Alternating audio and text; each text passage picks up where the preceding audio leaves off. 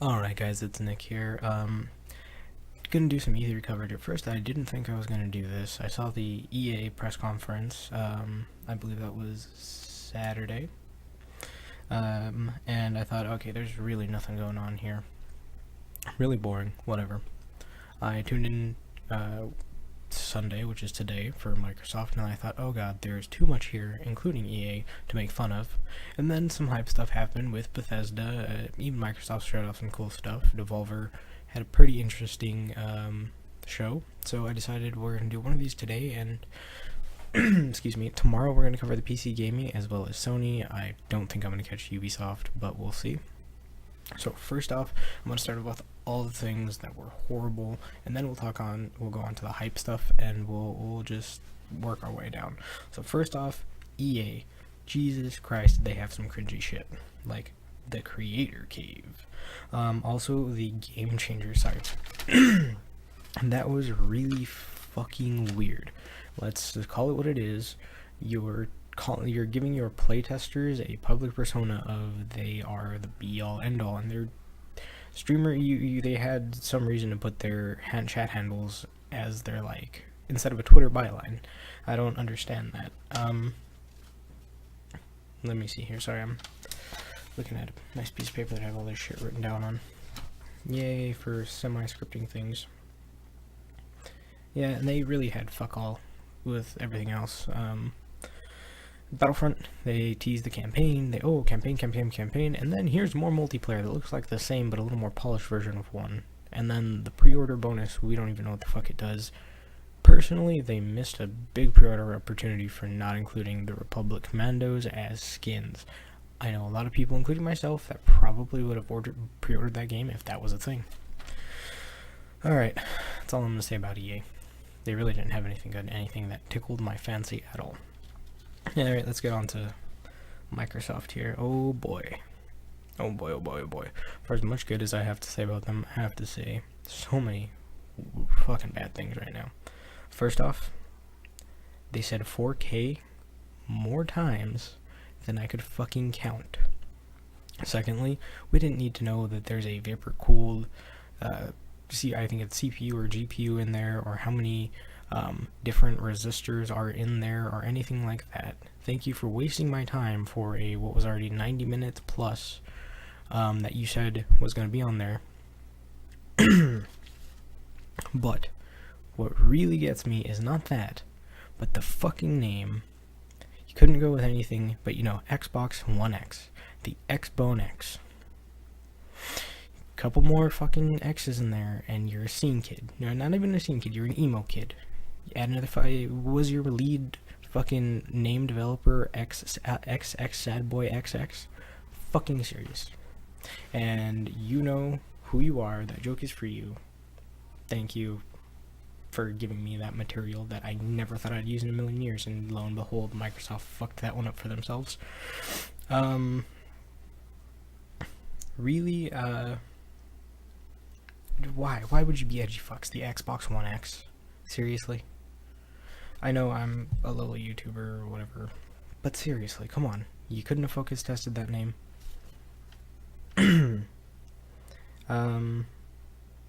Oh yeah, and one of the big selling points stuck out to me.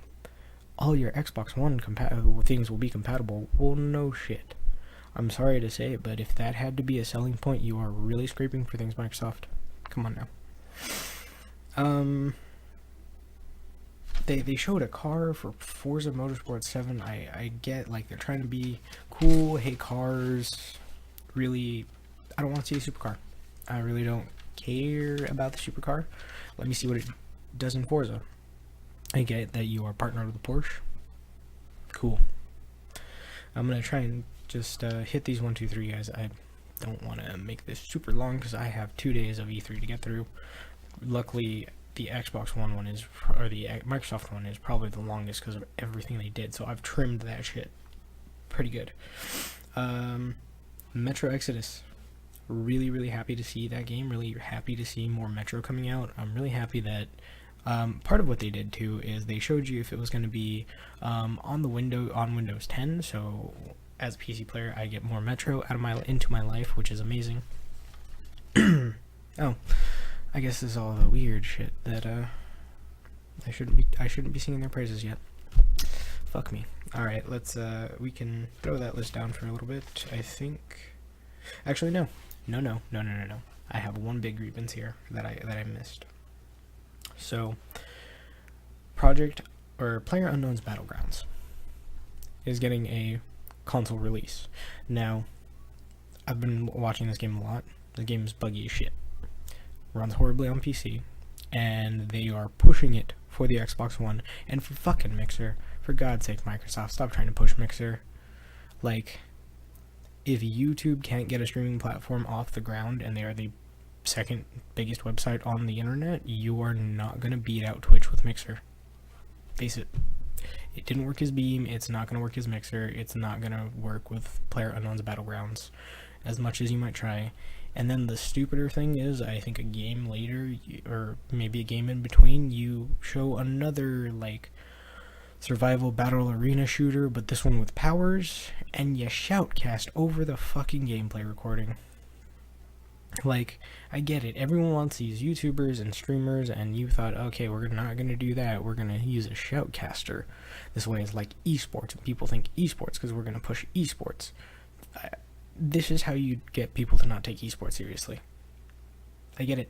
You want people to play games and make money, and you want it to be a real thing. That's what we all want. That's video games as a career, and not just making them. That's why I'm on YouTube, I'm on Twitch. That's why a lot of us are here. But you kind of hurt us sometimes more than you help us. Oh, one last thing. Minecraft does not need a 4K fucking HD pack. Seriously, man. I don't need 4K for my voxels. I'm not a big fan of Minecraft. I don't like that you charge for what is essentially free on the PC versions. However, I do like that now you can play with any system, it seems. That's the way you guys marketed it. So, take the good and the bad with that one. I'm just gonna sit here yelling at Microsoft. Anyways. I think that's it for Microsoft's fuck-ups. Let's go to Bethesda. Bethesda really did a lot of good this year, but they had some things. First one, stop with the paid YouTubers and Twitch streamers and like getting their reactions. We know you paid them. Come on now, just stop doing it. Just show us what you want to show us. Don't give us the fake hype. Give us the real hype. Hype us up. But then again, when you embargo everyone so everyone can experience this at the same time, it kind of makes me wonder how you're going to treat your E3 coverage. You know, can we not talk about it for a couple days and so everyone has time to see it? Bad joke, I know. Skyrim, fucking Skyrim. You are now doing microtrans, and they want to do microtrans in Skyrim. I don't know if it's exclusive to the Switch or it's all Skyrims now. I mean, the way it was presented almost seemed like paid mods, but after doing some research, not paid mods. Basically, you're going to go through an approval process. Nothing that was a mod or is currently a mod can be retrofitted to be part of their creator program for Skyrim. And it seems like what they should have done in the first place, but did not do the first time around. So I'm going to say it. I'm very apprehensive of it. I think you should have covered it better in your E3 conference, because you didn't have a long one. I have to say, doing the whole Bethesda land made me want to burn it to the fucking ground, and it's an imaginary place. So please, next year, fucking stop that, man. Like, seriously, guys, I couldn't be the only one that just did not like the whole, like, campy theme park aesthetic. For all the cool things you showed, we didn't need those transitions.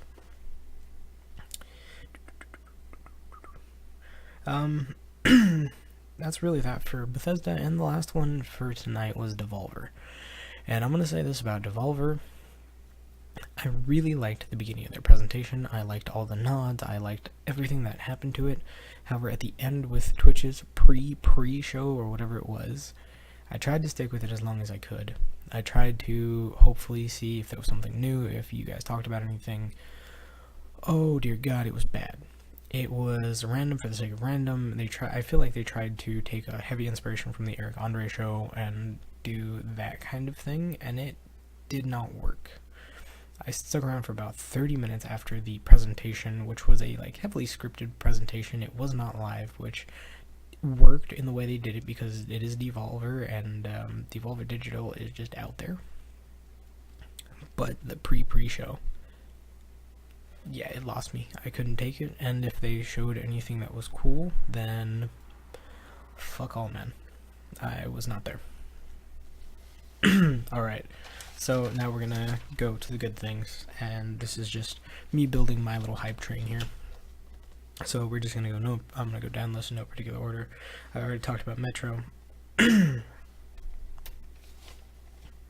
Let's see here. The Xbox showed off the Dragon Ball Z Guilty Gear game, basically. Dragon Ball Guilty Gear.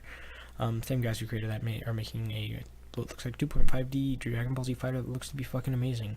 I'm a big fan of the Hyper Dragon Ball Z Mugen game, and it looks like this is going to satisfy a bigger budget itch of that. I'm probably going to get to Super Dragon Ball Z not this Friday, but the Friday after. Or I think PTUs then. In the next few Fighting Friday streams, I will be getting to that because that game is fucking amazing. Back on track, though. We got Code Vein too. Quick look at Code Vein in one of their their quick reels where they don't spend a lot of time actually talking about games, which looks like Anime Souls, which really excites me. I mean, I'm a weeb. I know. Weeb Wednesdays are going to be a thing starting this week, but looks fucking amazing. Can't wait to see more on it. And then we had Sea of Thieves. Now, the hypercutting that they did in there to make it all seem seamless was really cool, but, well, it was cool, but more so, it's not representative of any gameplay, and we should know that being E3, but what they did show was really, really fucking cool, and it does give me a lot of hype for that fucking game. It makes me think that I can live all the pirate adventures that I've ever dreamed of in that fucking game, and it will probably have my money if they continue to put out solid gameplay footage like they do, and maybe not do some of the hypercut they do to now I'm here, now I'm here, now I'm here, now I'm here, because they showed off a lot of interesting things that can be done in that game. Another thing we saw was I think it was like 2 collectathon games, I might be wrong, but there was definitely a collectathon game, which was it started as an Oculus game. They have an Oculus game, I think it's a Lucky Tail, and this one is Super Lucky Tail or something like that. Personally, not a big fan of the collectathons, so take that one with a grain of salt. I think it had a cute aesthetic, it works. Definitely kind of good that they showed that right after they showed Rare's Sea of Thieves, because it is a return to form for Rare making a good game with Sea of Thieves, and then they kind of already have those good feelings there for that collectathon. They did really fucking amazing things with that. Their Crackdown 3 makes me want to actually play that game, and if they had said it was Xbox One only, I might have actually plugged in my Xbox One, but hey, we have a PC port, and fucking Terry Crews did the introduction to that fucking video, so that's enough said on that. We also got we got a sneak, we got a beautiful, beautiful, beautiful trailer for Ori 2, which, that game just gives art boner, all the time art boner. Shadow of War, not a big fan of, well, I'm a big fan. Looks like the Nemesis system works really well in Lord of the Rings Shadow of War. I think it's the game that probably Shadow of Mordor wanted to be, so that's great. Right, enough of Microsoft. They, like I said, they had a 90 fucking minute conference. I'm done with that. They had some good stuff. Oh, Cuphead, but fuck, we've been waiting for Cuphead for 3 years. Bethesda. VR Doom, which is someone who's looking to get a VR headset. The way that they worked everything in looks amazing. Whether it's from the teleporting movement mechanic to why you're a badass to everything, it looked fantastic. Elder Scrolls Online didn't really have anything. Skyrim for the Switch, bleh. Quake, or was it Quake Champions? Quake Champions looked fucking amazing. They did start out with this lame esports thing, but when quickly seeing the gameplay, looked amazing. You need to go sign up for the beta. I suggest you do too. They're gonna be doing the first tournament at QuakeCon. I think they said August. I'll have to look that up, and I will probably correct myself on anything tomorrow or in the comments down below. I will fix whatever I need to fix.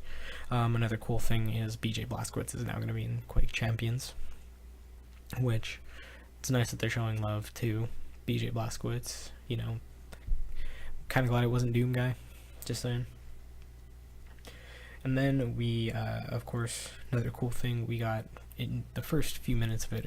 I would like to think of it as what the fucking-stein, because the Wolfenstein Wolfenstein 2 trailer is kind of like propaganda-y, and then goes to goes to in-game, and then or pre-rendered game footage, if you will, like basically in-game engine with a cat playing with a remote, like if it's watching TV, and then it goes into what it really is. And then at the end of it, we get, like, in the battle zone, a dude drops acid and is talking to a scared little cartoon green little chameleon. It's kind of weird, but it made me really hyped for Wolfenstein. Haven't played much of the last one. What I did play was great. Really grim, really dark. I decided to take Doom instead of getting Wolfenstein, and just holding off on that because reasons. I haven't really been into Wolfenstein since, Return to Castle Wolfenstein, I think was the last one I really gave a toss about. But this one looks like it will make me want to replay the first one and play this one. There seems to be a lot of dark humor instead of somberness, which is great. And then finally, we're going to end this on Devolver.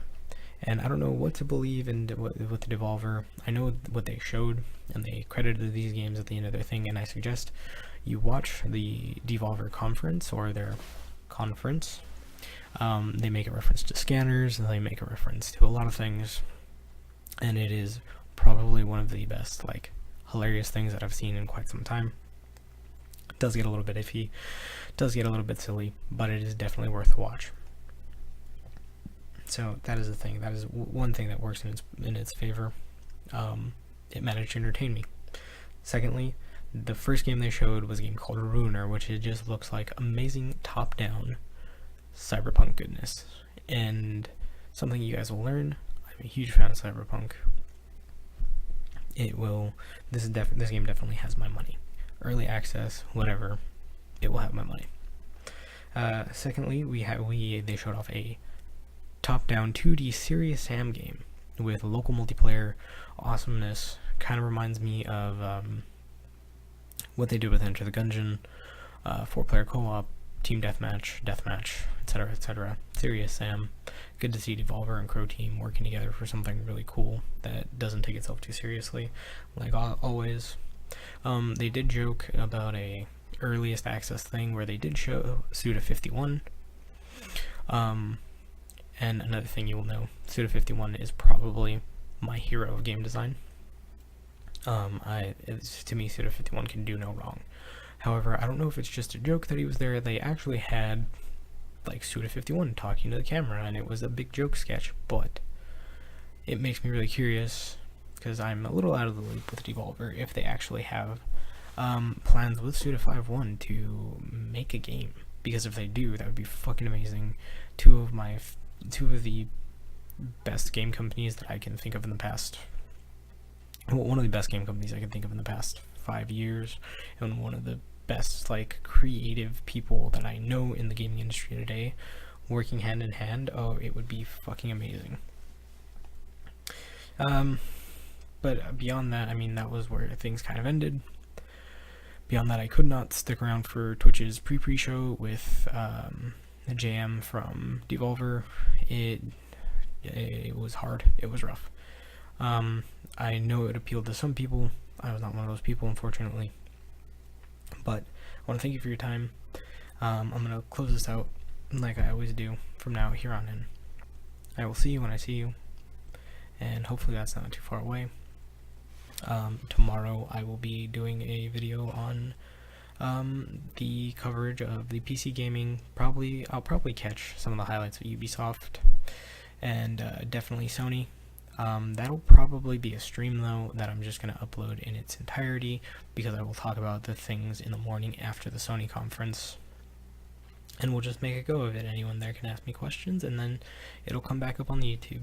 So have a good one.